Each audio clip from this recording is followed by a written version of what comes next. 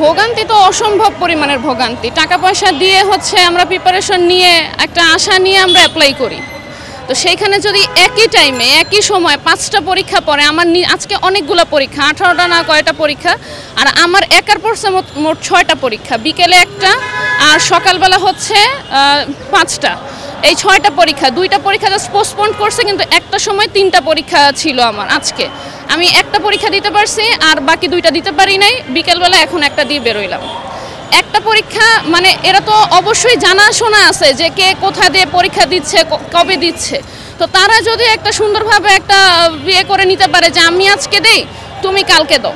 আবার ইদানিং যেটা করতেছে সব পরীক্ষা শনিবার দিতেছে বা রিটেন মঙ্গলবার দিতেছে, এটাও একটা ভোগান্তি। চাকরির পরীক্ষাগুলো শুক্রবারে দেখ, অফিস থাকে না, অন্যান্য কাজ থাকে না, তখন রাস্তাটা ফ্রি থাকে, আমরা ইজিলি যাওয়া আসা করতে পারি। আজকে যেমন শুক্রবারের কথা আমি বলি, আজকে বিহেভ শাইনে অনেক মানুষের পরীক্ষা ছিল, মানে ওই রোডটা শেরে বাংলাতে, ওই রোডটাতে সেইখানে মানে গাড়ি পাওয়া যায় না, সবাই যে বাইক নিয়ে যাবে সিএনজি নিয়ে যাবে ব্যাপারটা এরকম না। আমরা তো বেকার, আমরা তো স্টুডেন্ট, টাকা পাবো কোথায়? তো আমাদের বাসেই যাইতে হবে স্বাভাবিক, তো বাসে তো ওঠাই যায় না।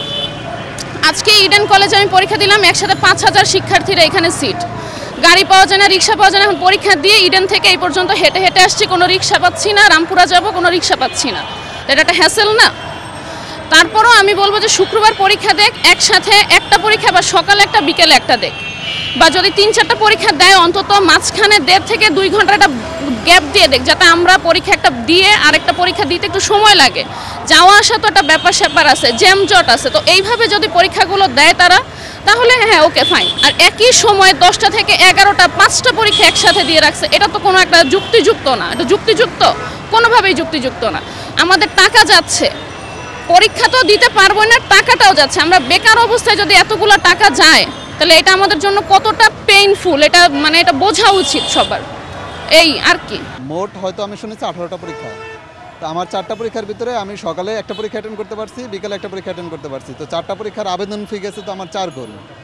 সকালে দেখা গেছে আমার 3টা পরীক্ষা ছিল একসাথে, 3টা পরীক্ষার ভিতরে একটা ছিল বাংলাদেশ সমরাষ্ট্র কারখানায়, ওটার সিট পড়ছে গাজীপুরে। তারপরে আরেকটা ছিল হচ্ছে বিআরইবি বাংলাদেশ রুরাল ইলেকট্রিফিকেশন বোর্ডের অ্যাসিস্ট্যান্ট ডিরেক্টরে, ওইটার পরীক্ষা ছিল সেম টাইম, আর একটা ছিল এই এনএসআই ন্যাশনাল ইন্টেলিজেন্স সার্ভিসের।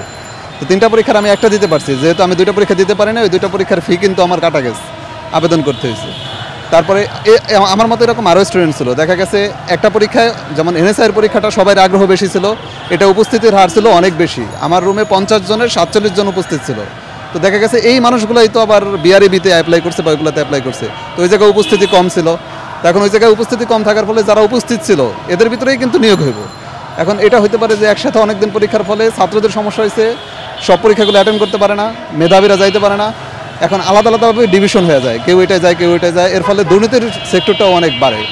যেহেতু অনেক বেশি ক্যান্ডিডেট উপস্থিত থাকে না, তো তারা পারবে চলে, যেহেতু সরকারি সংস্থা তারা চাইলে কোঅর্ডিনেশন করতে পারে যে আমি এই সপ্তাহে পরীক্ষা নেই, আপনি আগামী সপ্তাহে নেন। এটা তো অন্য সংস্থা না যে এটা করা যায় না, চাইলে করা যায়, কিন্তু তারা ইচ্ছাকৃতভাবে একদিন অনেকগুলো পরীক্ষা ফেলায় যেন এই দুর্নীতিটা অথবা এটারে মানে অন্য কোনো খাতে ব্যবহার করা যায় কিনা এই সেক্টর। আপনি তো 4টায় অ্যাপ্লাই করে 2টা পরীক্ষা দিয়েছেন, হ্যাঁ অনেকে হচ্ছে হয়তো 10টা পরীক্ষা দিয়ে 2টা দিতে পারছে, টাকাগুলো অবশ্যই তার আর্থিক ক্ষতি আছে না এই জায়গায়, যার কোনো ইনকাম নাই তার কাছে প্রতিটা আবেদন ফি 220 টাকা, মানে অনেক টাকা। তো যার 10টা আবেদন ফি এরকম মায়ের গেছে তার কতগুলো টাকা, বেশি আবেদন 600-1000 টাকা, তো তার ওইগুলো আগের আবেদন, যেমন বিআরইবির আগের আবেদনটা ছিল ওই যে গ্যাজেটের আগের, ওইগুলো 630 টাকার আবেদন ছিল। তো এই ক্ষেত্রে 5টা আবেদন থাকলে প্রায় 3-4 হাজার টাকা তার লস হয়। এটা অবশ্যই নেগেটিভ। সরকারের উচিত, যেহেতু আমরাই তো পরবর্তীতে সরকারি সার্ভিসে যাব, তাদের উচিত যে বিভিন্ন ডিপার্টমেন্টের সাথে কোঅর্ডিনেশনের মাধ্যমে যে একদিনে 2টা পরীক্ষা নিতে পারে সকাল বিকাল, যেন তারা সামনে তো সময় আছে, এমন তো না যে সময় না, তারা প্রতি এক সপ্তাহে আজকে 20টা পরীক্ষা আছে কালকে একটাও নেই, এটা তো উচিত না। তারা চাইলে কোঅর্ডিনেশনের মাধ্যমে একদিন একভাবে এক একজনের পরীক্ষা নিতে পারে, এটা উচিত। যদি আমি 5টা অ্যাপ্লাই করছি, পরীক্ষা দিতে পারছি 2টা।